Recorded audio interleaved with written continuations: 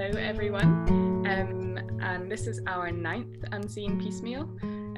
Today at a slightly different time, it's dinner time rather than lunchtime, and we have Taya Rose Franco today with us, who's going to be revealing her artwork and having a wee chat with us about the process and how she found that.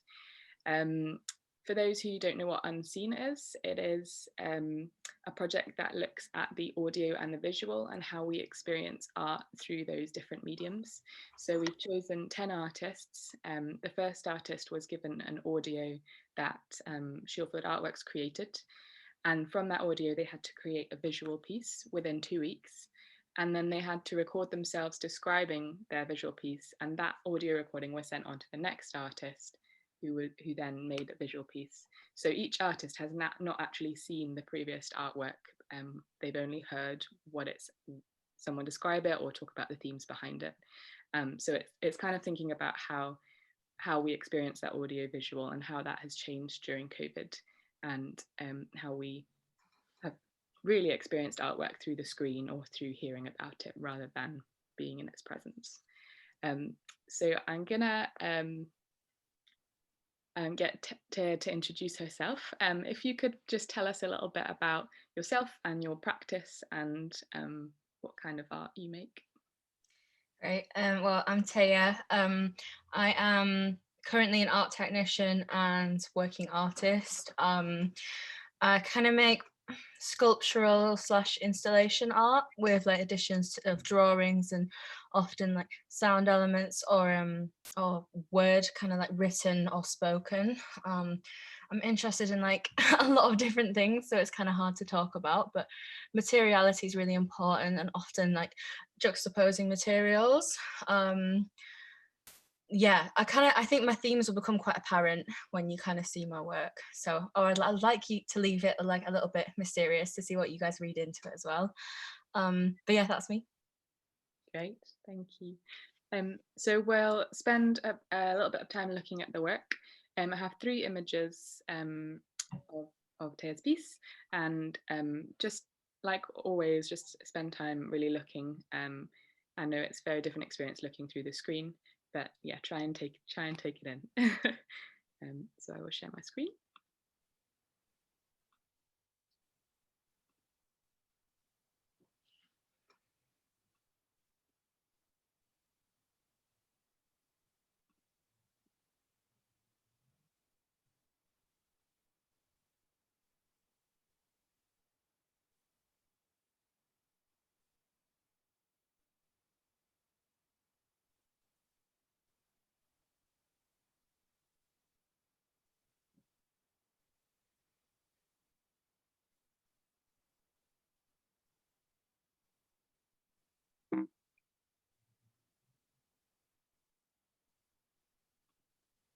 Sorry, I have to come in and out of the images because it doesn't let me do it manually.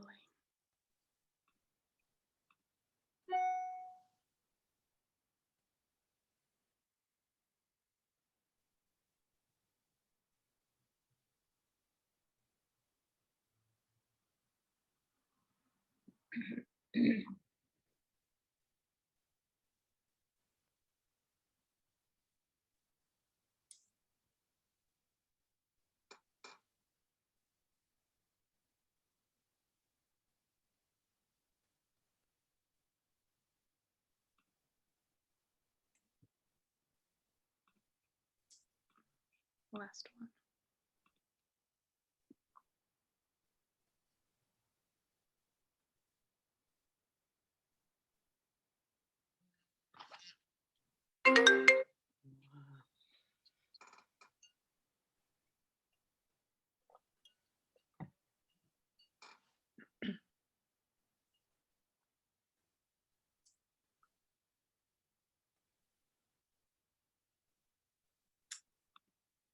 Okay. We had a good amount of time to have a look. Taya, we usually have a discussion with you and then go into discussion and questions, but you did say that you were interested to hear what people had to say. Do you want us to have people give comments or thoughts about Yeah, what can we reverse it? Yeah, that Yeah, would be So we'll do a little bit of that first, then we'll ask questions, and then we'll go back to Okay. audience questions. So Thank you. do people want to give some comments about and thoughts about what they think it's about, or what they think? Yeah, go for it, Yvonne. I thought the lady on her knees was Mother Nature, and being absorbed by, you know, it could be a snake being eaten, the whole person, like the tree, the roots. So we are effectively like killing ourselves. And the wings, where at first it was an angel, looks like shards of glass or daggers, more of a protection, so that if someone came from behind, they would be injured. I noticed the candle burning, keeping the candle alive, keeping the flame alive. That was my thoughts. That's really great. Thank you. That's really interesting. I thought it was an angel at first, but then I realised it wasn't a very pretty thing, and so it wasn't quite an angel. It was more menacing than that. So obviously, I thought about Garden of Eden. The snake is normally wrapped around the tree in most traditional art, but it's actually devouring, or about to devour, or trying to devour the figure. I was interested in why you put diamonds on the side of the picture, and also it reminded me of Scout Camp, Guy Camp, because of the way that you hung it up, and I like the way you stitched through the paper with the the ribbon, the organza ribbon. I was wondering why you'd chosen pink and lilac, I think it was. Do you want me to answer them, or shall I wait until the end? Shall I just answer them? When you're ready. I think that I use the pink and lilac because it's a really, really playful colour. It's often associated with innocence and with youth, and with things that are kind of excessively feminine, which is seen as a bad thing, which it obviously isn't, but it's seen as so. And also because it really nicely contrasted the kind of like woody, earthy tones of the branches.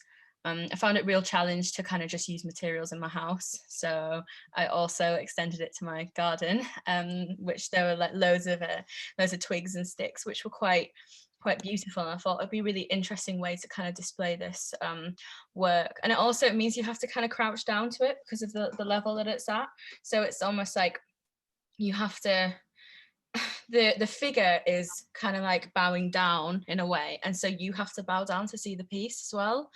I thought that was interesting because also it's almost like made for like a smaller viewer, or like a child kind of, like my work is often quite childlike and like playful, but in this really menacing way. So yeah. Yeah, I'm really liking these interpretations. Thank you. Mike, do you want to give an interpretation?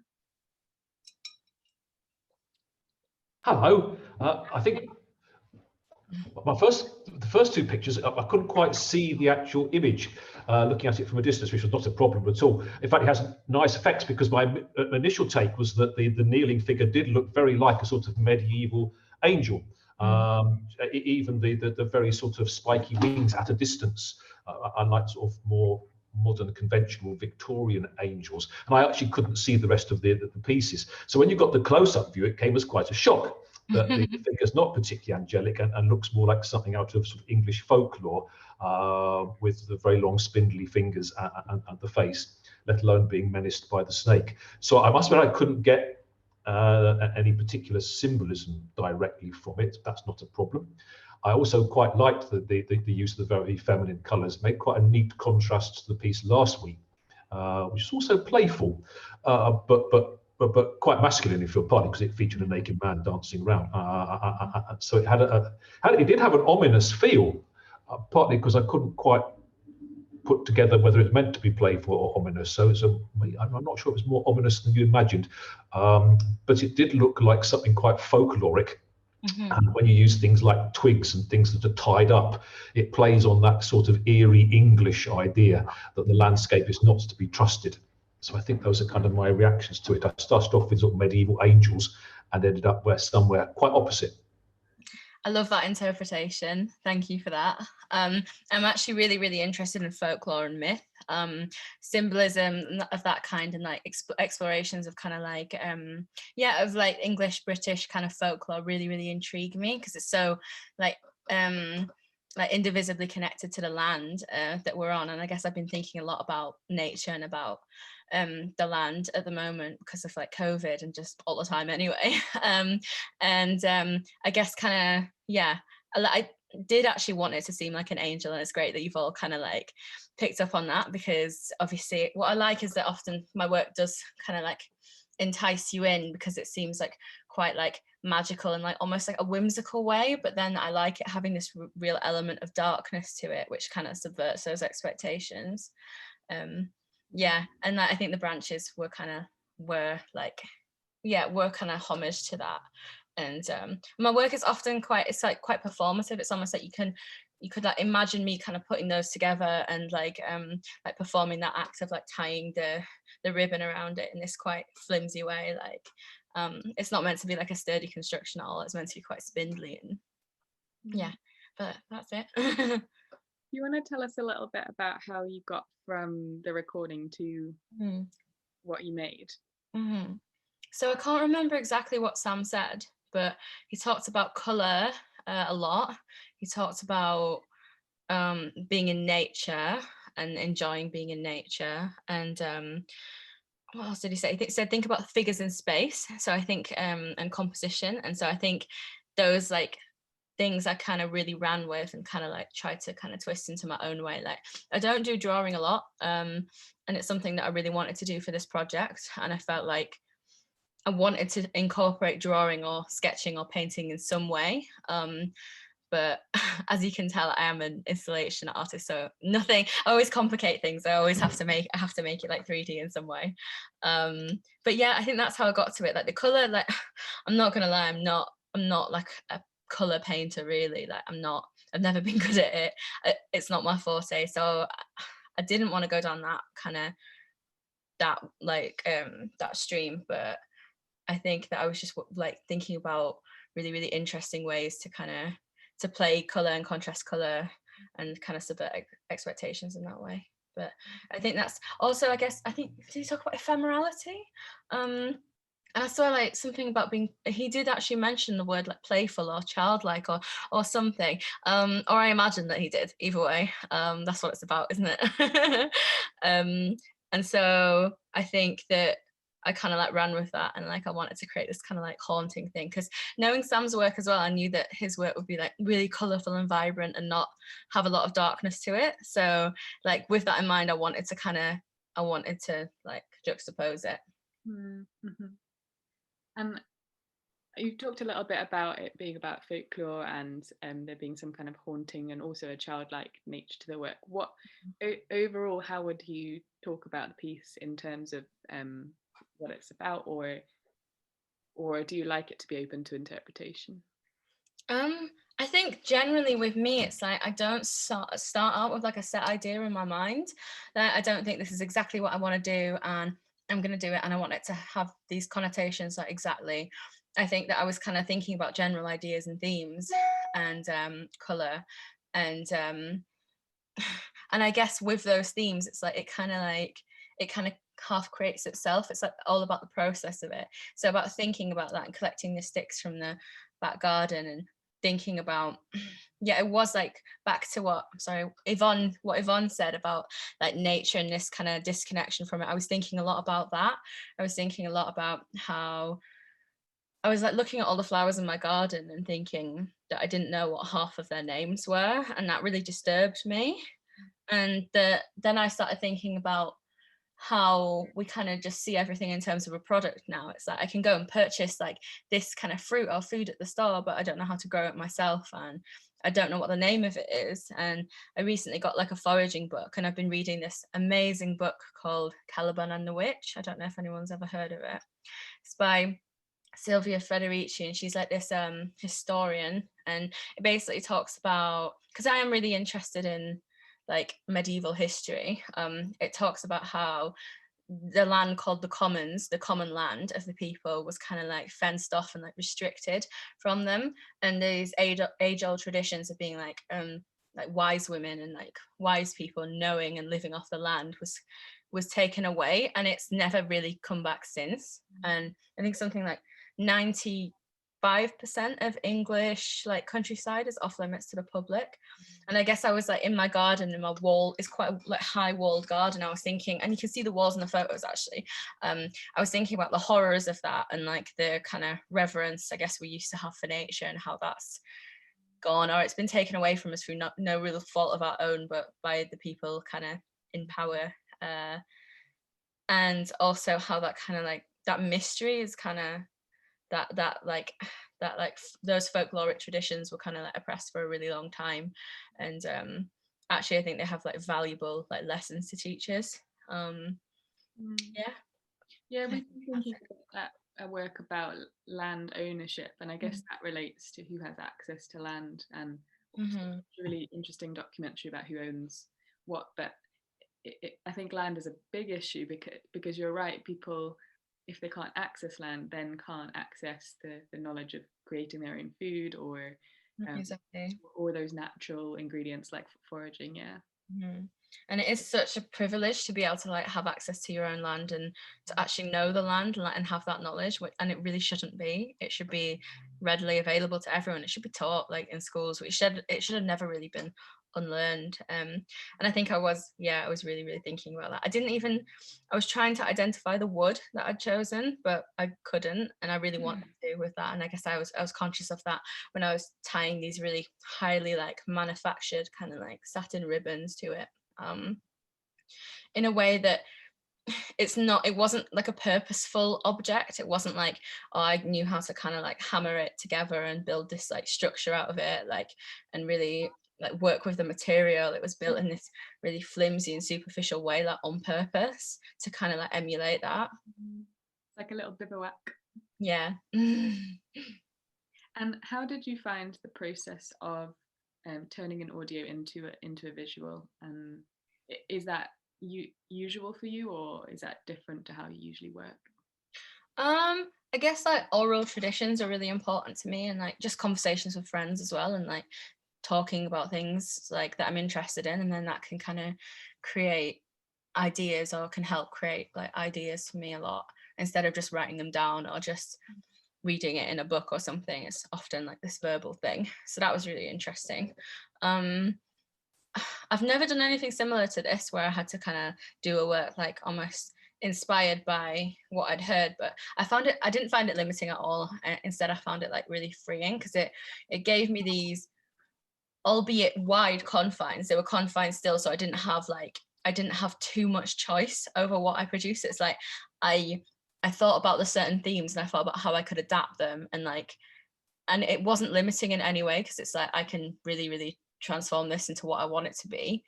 But at the same time, it gave me that kind of like motive. Like it gave me that knowledge of, or like just like a little like a base of what to do.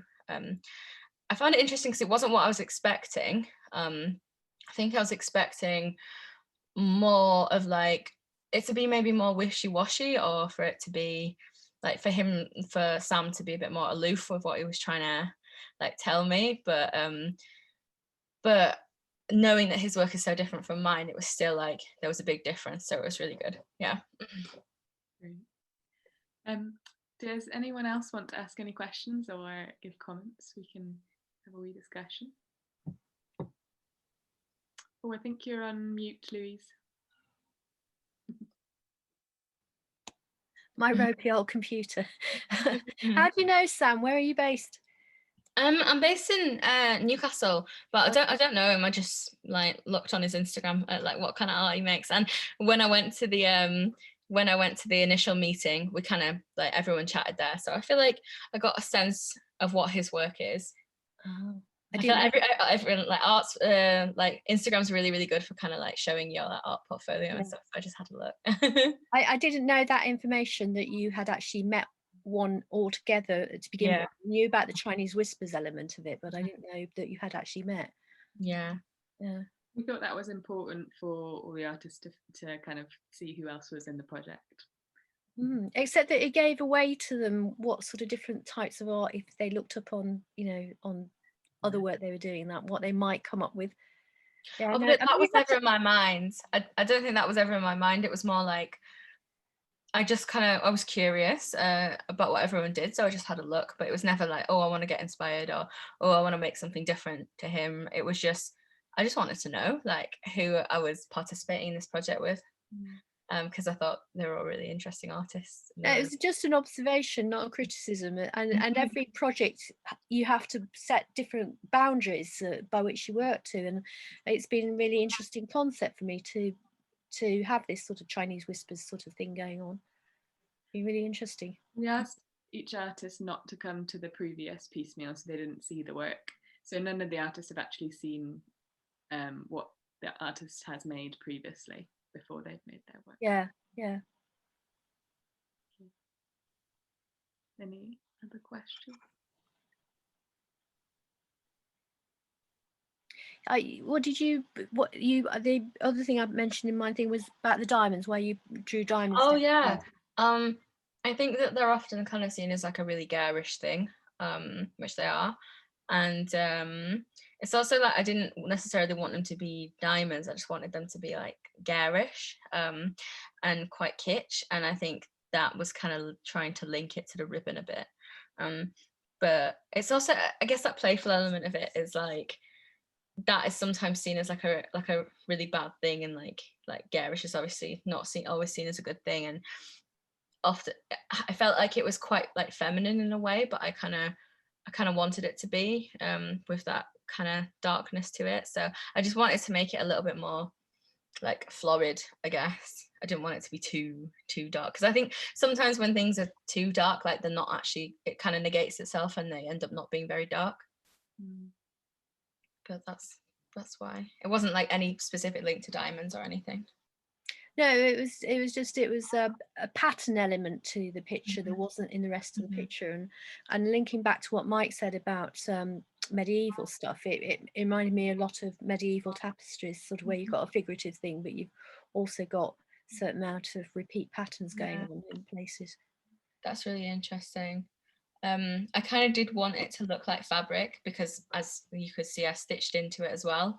So it almost like I wanted it to kind of be this like miniature, like tapestry-esque kind of, also a bit like skin in a way, because I guess you can kind of like, or leather, you can sew into the leather.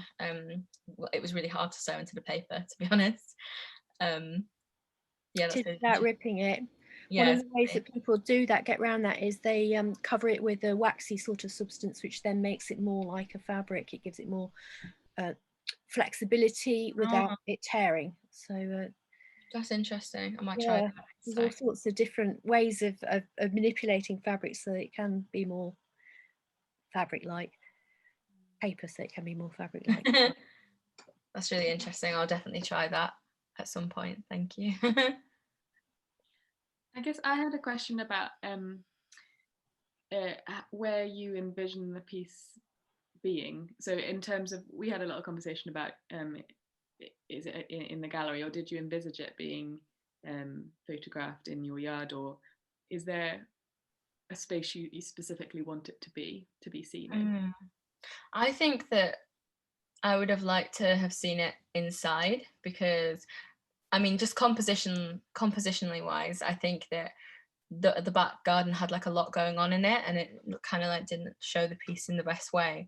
But I didn't necessarily want it in like a white cube gallery space. I think I just wanted to like it to be inside, because it is this kind of this wild thing, like these natural elements and this kind of thing that because I put the piece together outside. I wanted to bring it inside. I didn't want it to kind of remain outside as well. I think the wood looked too natural in that space.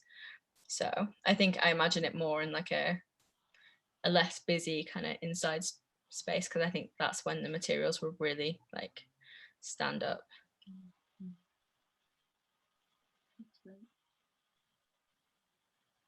And I think you talked about how a body embodies a space a little bit in your order. Yeah. I'm giving a bit away because we're going to play it next week. But how does that relate to your piece? I think when, like, as I mentioned previously, that when you're viewing the piece, you have to like crane your neck down, you have to kind of like bend down, so it makes you aware of your body, and it makes you aware of how you're viewing the piece. And it's like, it's not like you kind of have to look up at it like in this kind of like angelic way. It's like you have to kind of like peering down at it.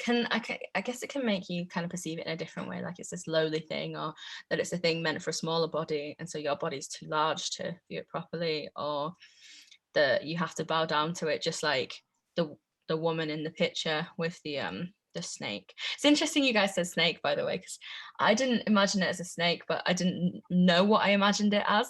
But it's really interesting that you saw it that way. Yeah, sorry if that answers your question. Any other questions or thoughts anyone has? Lydia and Taya, I'm struck that nature is cropping up a lot in this Chinese whispers. It certainly is clearly here. There was a wee bit of that last year with Sam, who wanted the dancers outside. Before that, the dancer was dancing out in the natural world. I haven't been to every one of them, I'm ever so sorry to say, but the ones I have been to, there was the paintings very early on. I can't actually remember what the original brief specified, Lydia, because the Chinese whispers has maintained nature as an element. Could you just remind me, because I'm trying to think, how did this start? It might be useful. So the audio that we gave to at the start, to start it off, some of it was about the National Gallery, the pieces beginning to crumble because there weren't people to sustain the atmosphere, so they had to change how they did the atmosphere pressure in the gallery. There was a bit of John's Gospel about the word becoming flesh and what that means. Floyd, I can't breathe. I can't breathe. So that was what Sharon like thought about, but that wasn't actually in the original. Oh, right. Yeah, you're right. It's a long time ago. It was a long time ago. And then there were two other elements. Gemma talked about, Mike, you'll have to come to the end event where they'll all be played at once, because I can't actually remember what we put in. Not a problem. I'm intrigued by the way that's clearly working its way through. Yeah. We had the girl who was doing the watercolors, who did them outside in the rain, so that they actually ran more. So that was very involved with nature. Yeah. I think we didn't put nature in the original recording, so it's interesting that it has kind of threaded. The bandstand one, the girl with the bandstand, that was out in the rain. Yeah. Good. That's interesting. I wish I'd been able to attend all the other ones, but because of my job, I wasn't able to. But I can't wait for the post view. I'm really excited for it. Will you be putting it all online at the end of it? Yeah, the audios will go online. All of the visuals are online at the moment, and the recordings of each lunch chat. But we'll put the audios online at the end. I haven't found them yet.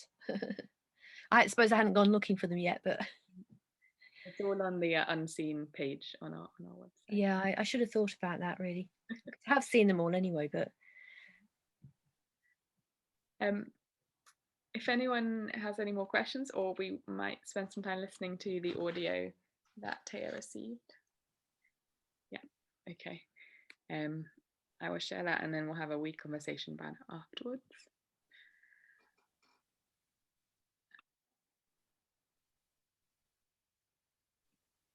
If you put your thumb up if you can hear this when I play it.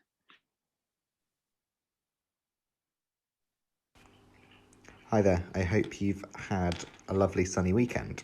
I have finished my artwork for this project in the last few days, and now I'm going to try and give you some ideas, some kind of visual clues for you to try and make a work from.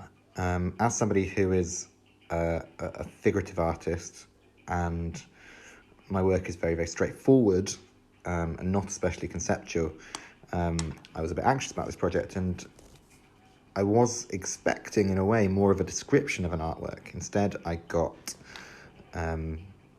was given some themes or some ideas just to kind of try and figure something out.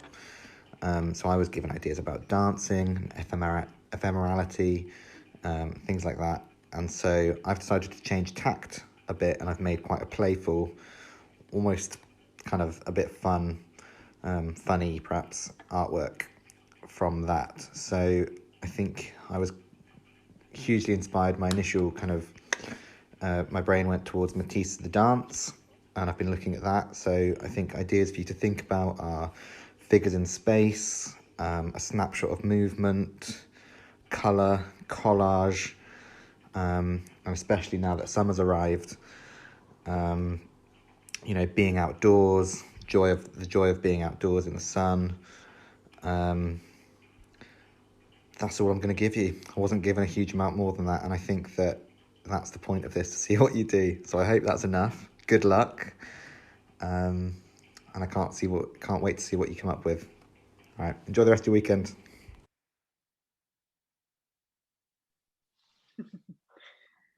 So you did have that.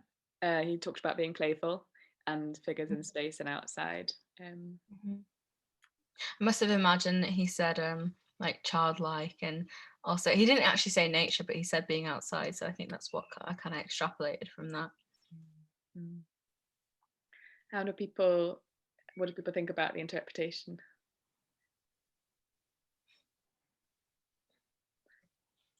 Yvonne, you're on mute.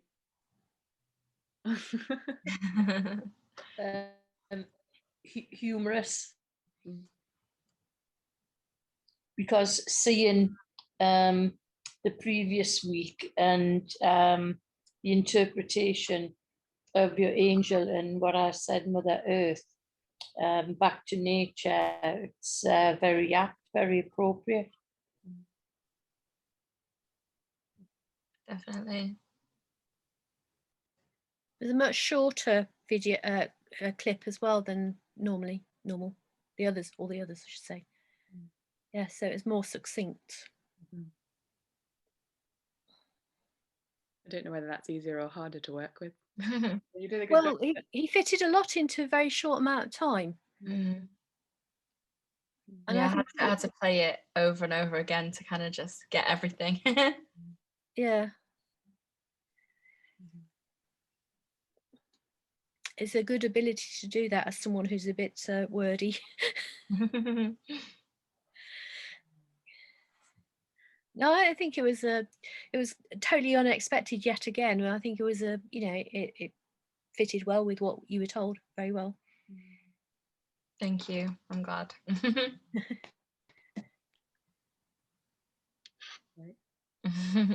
Do you have any final thoughts or comments, Taya? Just thank you for kind of including me in this project, and I've really enjoyed it. Thank you for coming to my piecemeal. Yeah, no, I've like really taken like a lot from this, and I'm really excited to see, like, because it's not at its end yet, I'm really excited to see what Lucy produces, because I'm going to try and go to that one if I can.